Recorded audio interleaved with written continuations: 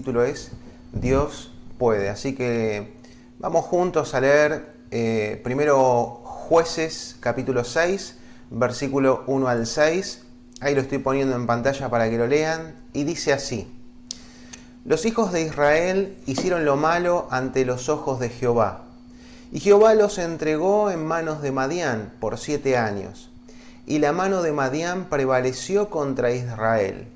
Y los hijos de Israel, por causa de los madianitas, se hicieron cuevas en los montes y cavernas y lugares fortificados. Pues sucedía que cuando Israel había sembrado, subían los madianitas y amalecitas y los hijos del oriente contra ellos. Subían y los atacaban, y acampando contra ellos destruían los frutos de la tierra hasta llegar a Gaza, y no dejaban que comer en Israel ni ovejas, ni bueyes, ni asnos, porque subían ellos y sus ganados, y venían con sus tiendas en gran multitud como langostas. Ellos y sus camellos eran innumerables. Así venían a la tierra para devastarla. De este modo empobrecía a Israel en gran manera por causa de Madián, y los hijos de Israel clamaron a Jehová. Bueno, antes que nada quería leer esta parte o esta porción del pasaje para que entendiéramos cuál era la situación de Israel. ¿Por qué le estaba pasando esto a Israel? Bueno, la situación de Israel era que habían caído en idolatría, o sea, en vez de adorar al único Dios, empezaron a adorar a otros dioses, no recordaban las bendiciones que Dios les había dado y tampoco habían expresado gratitud. Todo lo contrario, abandonaron a Dios y se ocuparon de otros dioses falsos.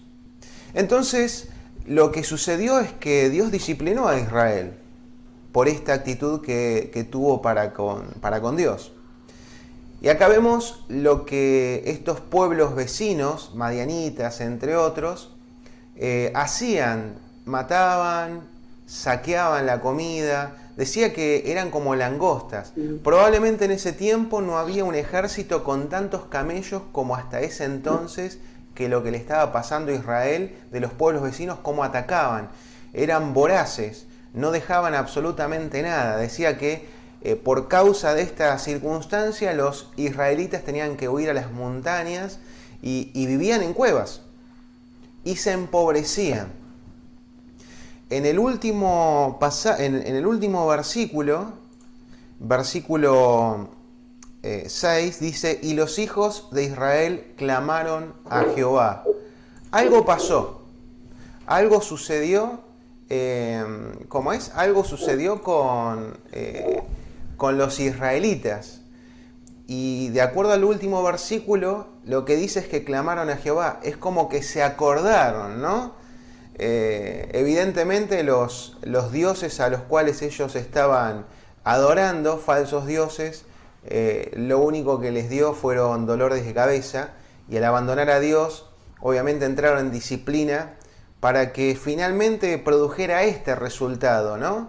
Que volvieran sus ojos al Señor. Ahora, esto quizás puede tener algo que ver con lo que le está pasando a la humanidad hoy, ¿no? En donde vemos tantas cosas malas, y uno ve que las cosas no van mejor, o sea, no hay una perspectiva ni de esperanza ni tampoco de que vayamos a estar mejor.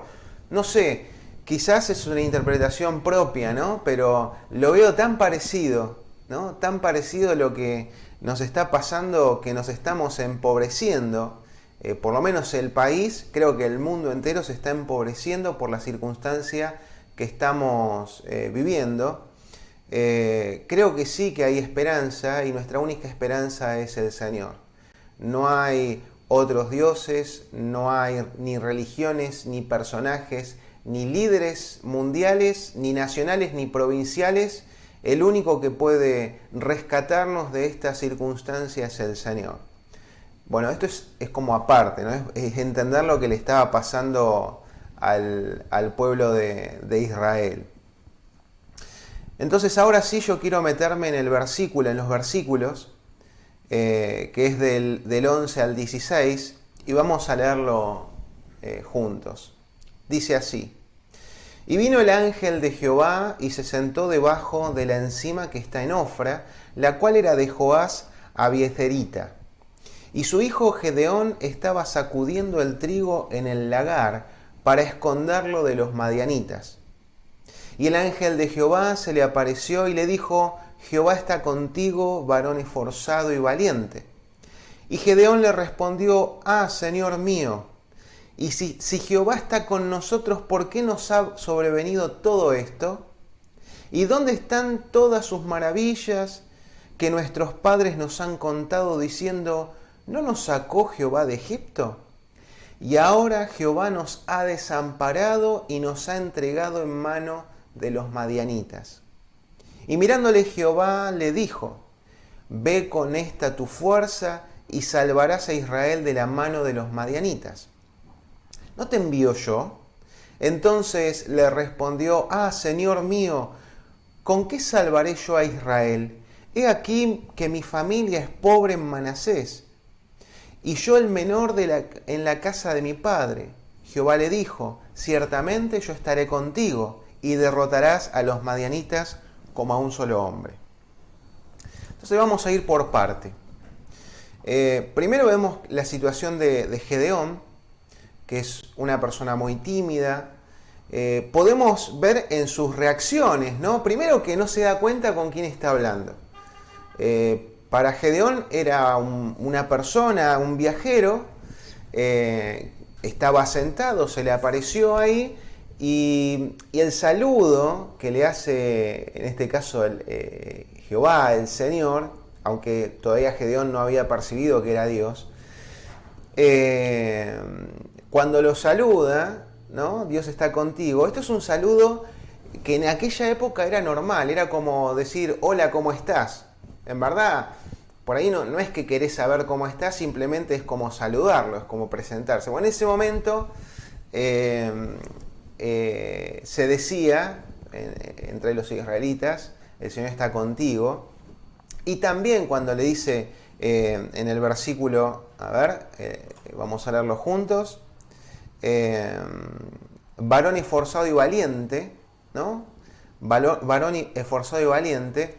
Otra vez nos encontramos con otra especie de saludo común. Y me gustó este pasaje por varios motivos, pero antes de contarle cuál es el motivo principal, es poder repensar, porque muchos de nosotros venimos de iglesias y estamos acostumbrados a leer este pasaje, pero no lo entendemos desde la perspectiva ni bíblica, ni de Gedeón, ni de Dios. Entonces vamos a tratar de entender de acuerdo a lo que dice el pasaje. Entonces vemos a un Gedeón tímido que no reconoce que es con Dios quien está hablando. Hay un resentimiento en el corazón de Gedeón. Vemos también una persona que se siente incapaz, con cierta incapacidad, pobre, con miedo.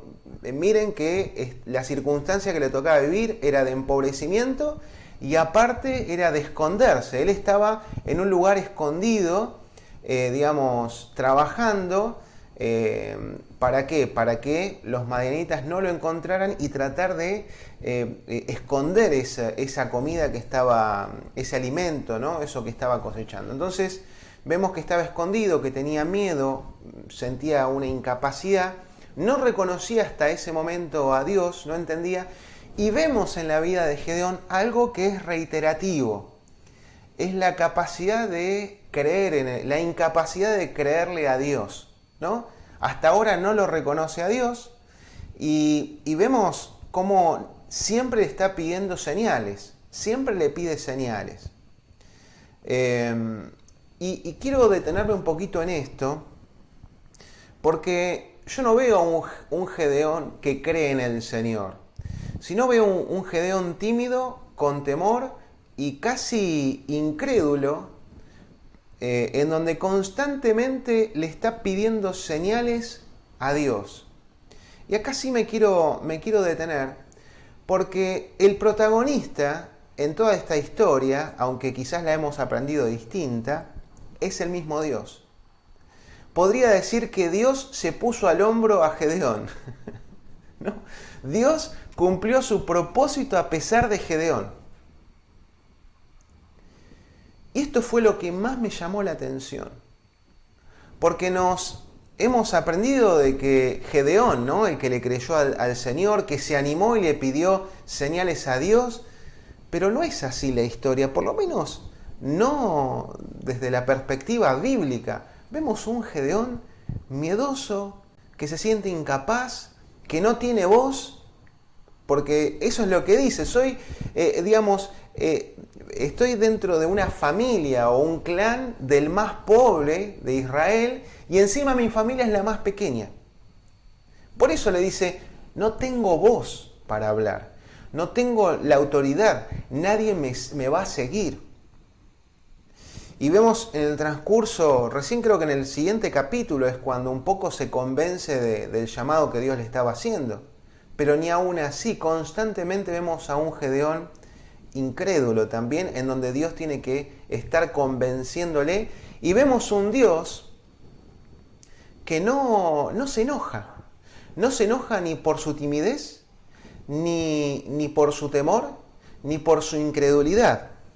Si vamos al versículo, miren cuando Gedeón empieza a renegar.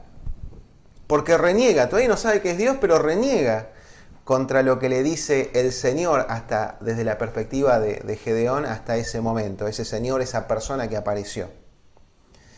Dice, Señor mío, si Jehová está con nosotros, ¿por qué nos ha sobrevenido todo esto? O sea, le dio un saludo cálido y Gedeón le responde, ¿por qué nos ha sobrevenido todo esto? O sea, vos me estás diciendo que Jehová está conmigo y ya está pensando en todo Israel. Si está con nosotros, ¿por qué nos está pasando todo esto? ¿Y dónde están todas sus maravillas? Que nuestros padres nos han contado, diciendo, ¿no nos sacó Jehová de Egipto? Y ahora Jehová nos ha desamparado y nos ha entregado en manos de los madianitas. Y mirándole, Jehová, en Reina Valera Jehová aparece con mayúscula. Si vamos al versículos anteriores, vemos que habla de un señor en el original, pero con S minúscula. Porque es la perspectiva de Gedeón, aunque Dios siempre estuvo ahí hablando con él. Y mirándole Jehová le dijo, ve con tu fuerza y salvarás a Israel de la mano de los madianitas. ¿No te envío yo? Vos fijate que en ningún momento, Dios le reprochó nada de este Gedeón renegado. No, directamente fue a lo que venía a hacer Dios, a cumplir su propósito. Por eso creo que la timidez de Gedeón, el temor, el estar un poco renegado por la situación que vivía, que en verdad era resultado, ¿no?, de la idolatría, de la desobediencia, de haberse apartado de Dios. Había una causa, pero Dios no se concentró en cómo Gedeón renegó, ni en su timidez, ni en su resentimiento, ni en sus, sentido de incapacidad, ni en su miedo, ni en ser pobre, ni en no tener recursos materiales, ni habilidades, porque lo sentía así, Gedeón. Dios se puso al hombro a Gedeón y no le importó que estaba tan resentido. Él dijo, no. ¿Cuál es la razón por la cual Gedeón, en nombre de Dios, iba a liberar a su pueblo? Último versículo, dice, Jehová le dijo, ciertamente yo estaré contigo y derrotarás a los madianitas como a un solo hombre. Entonces, no se trata esta historia de Gedeón, se trata de un Dios que se pone al hombro a Gedeón. Porque toda esta incapacidad, vemos a un Gedeón, no un Gedeón como el gran líder, sino un Gedeón muy chiquito, empobrecido, incapaz. Y vemos que toda esto que mostraba Gedeón sirve para magnificar el poder de Dios en la liberación. Acá Es un Dios que sobresale en toda la historia y vemos cómo un Dios se pone al hombro toda circunstancia, cualquier persona y cumple su propósito a pesar de. Ahora sí, la reflexión para nosotros. Miren, Dios va a hacer su obra a pesar de nosotros. Si es necesario, Dios se va a poner al hombro a cada uno de nosotros. Estamos acostumbrados, y esto es recontra triste, que se levantan personajes hablando acerca de empoderamiento, acerca de que Dios te va a dar el poder para hacer tal y cual cosa, como si nosotros fuéramos gran cosa. El que hace la obra de punta a punta es el Señor. Dios se pone al hombro a cada uno de sus hijos, a pesar de no tener recursos, de no tener habilidad, de tener miedo, de sentirse incapaces, de todo eso. Miren, no necesitamos, y nos estamos dando cuenta, no necesitamos de otras personas para que Dios haga su obra. Nosotros lo único que necesitamos es que Dios esté con nosotros, punto. Yo sé que hay veces que estamos muy desanimados, profundamente desanimados por la realidad que te toque vivir. Puede ser enfermedad, puede ser decepción, puede ser que te sentís solo, puede ser tus miedos, tus frustraciones, el sentirte incapaz, el decir yo no sé, yo no puedo. Y está bien, hay que aceptarlo. Gedeón le dijo a Dios y mostró su incapacidad. Hasta casi en el versículo 14 podríamos ver como una prueba del Señor, ¿no? En donde destaca la fortaleza de Gedeón. Con tu fuerza lo vas a liberar. Y él se rehúsa, yo no puedo. Y finalmente, casi diciéndole al Señor, ¿sabés que tenés razón? Vos no podés, pero yo sí puedo. Y como yo voy a estar con vos, entonces va a pasar esto. Estamos en un tiempo diferente. Creo que es muy distinto a lo que vivimos hace algún tiempo. Pero todo esto creo que nos muestra algo, la incapacidad del hombre para salvarse y para salvar al otro. Las iglesias están cerradas, nos gusten o no, están cerradas. Estamos haciendo videoconferencias, estamos enseñando, todos están enseñando a través de videoconferencias o a través de Facebook Live, diferentes herramientas, pero finalmente cada uno estamos en nuestras casas. Y nos sentimos vulnerables totalmente, sumado a toda la realidad que nos toca vivir dentro de cada hogar, cada desafío. Pero hay algo que no cambia, hay algo que permanece igual, y ese que no cambia es Dios. El Dios que sacó al pueblo de Israel de Egipto, el Dios que liberó al pueblo de Israel después de haberse arrepentido tras las manos de los madianitas, un pueblo empobrecido en ese momento, totalmente débil, vulnerable, sin ningún tipo de líder que pueda sobresalir. Ahí estaba Dios. Y ese mismo Dios es el que está con cada uno de sus hijos. Entonces, yo no espero que se levante un líder. Y espero que no esperes que se levante ningún líder, alguien a quien seguir. Seguilo a Dios. Seguilo a Dios. Es el único que te puede dar esperanza, es el único que permanece fiel, firme, el único que no cambia. El único que es perfecto, que no tiene ningún tipo de vulnerabilidad. Solamente Dios. Y ese Dios te dice, yo estoy contigo.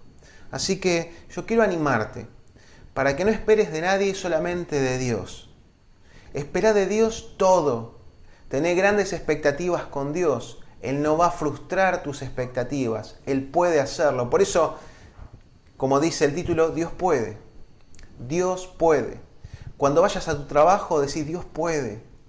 Cuando te encuentres con tus compañeros, con tus amigos, con tu familiar, yo no puedo hacer que la persona pueda ser transformada, pero Dios puede. Dios puede cambiar, Dios puede transformar, Dios puede salvar. Es Él quien puede.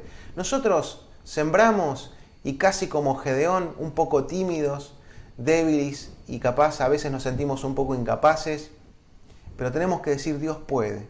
Dios puede a pesar de nosotros. Y ¿sabes qué? En este tiempo Dios puede cargarte al hombro y cumplir sus propósitos a pesar de. ¿Para qué? Para su gloria, para la gloria de nuestro Señor. Así que quiero invitarte para que podamos orar juntos. Orar juntos para que podamos encontrar nuestra esperanza y nuestra fortaleza en el Señor. Señor Jesús, Dios Todopoderoso, estamos tan agradecidos por tu palabra que nos inspira, nos enseña, nos alienta, pero también nos pone en nuestro lugar. Dios mío, queremos, antes que nada, arrepentirnos, Señor. Arrepentirnos de nuestros pecados. Te pedimos perdón, Señor Jesús.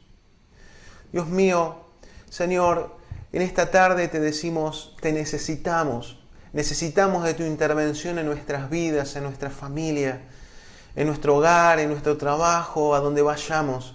Padre, no nos sentimos ni tan fuertes ni tan capaces, pero nos sentimos profundamente inspirados, animados, porque tú hoy nos estás diciendo, yo estoy contigo, yo puedo. Tú nos estás cargando al hombro y vas a cumplir tus propósitos a pesar de nosotros. Yo quiero agradecerte, Jesús. Gracias por tu palabra. Gracias, Señor, porque no vuelve vacía. Oro, Jesucristo, por todas las personas que están viendo en este momento este video, para que tú puedas traer ánimo y esperanza, que su esperanza esté únicamente en ti. Te lo ruego en el nombre de Jesús. Amén y amén.